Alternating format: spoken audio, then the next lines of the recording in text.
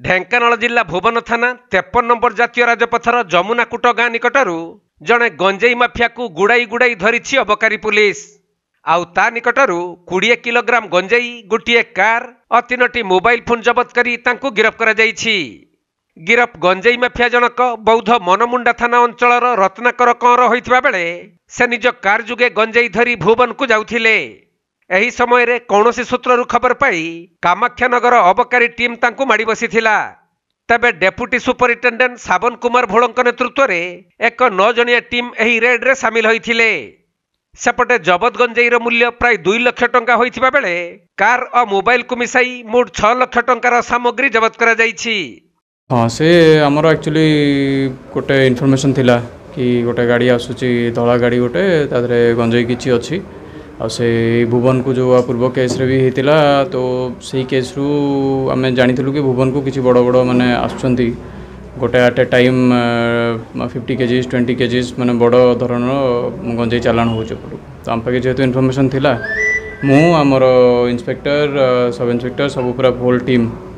आमे जगी कि रहिथिलु पूरा गोटे दिन। तो गोटे दिन मिस हैला एंड नेक्स्ट डे आज सकाल सकाळू जब जाइथिलु तो गाड़ीटा को आमे ठाब कलु तो टिके चेज कलु चेज करला गाड़ी को अटकेलु तो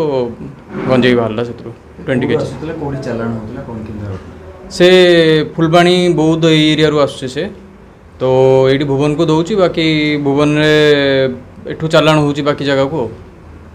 तो कहितली कि तादरे रु जहा जहा हमर लिंक बाहरिबो आमे सेई थ्रू ही करि चलिबो। तो आमको जमती भी गोटे इनफॉरमेशन फेर मिलला कि आउ थे फेर पुनर्बार स्टार्ट होची सी आउ का दवा को आसूची तो आम से इन्वेस्टिगेशन एवं स्टिल से जो केसटा धराई तार सहित लिंक करके आम ऑनगोइंग चली एंड यहाँ अलग सी आउ जन को दवा को आसला तो धरीचु देखा जाऊ 20 केजीज 400 पूरा एक्जाक्ट 20 केजी रू टिके अधिका हम ता अप्रोक्सीमेट मूल्य माने गवर्नमेंट वैल्यूएशन देखले 2 लाख अबव हम आ गाड़ी गोटे धराई एंड मोबाइल भी 3टा मोबाइल फोन तार सीज आउ किसी डॉक्यूमेंट्स निजर लाइक रजिस्ट्रेशन सर्टिफिकेट तार घर रिसीप्ट सर्टिफिकेट बैंक सर्टिफिकेट एम सब किसी सब जबत होती आम से इन्वेस्टिगेट करूँ एवं सकाल तो धराई। ढेंकानाल जिल्लारू असीम अमिताभ शतपथी रिपोर्ट कोणार्क लाइव।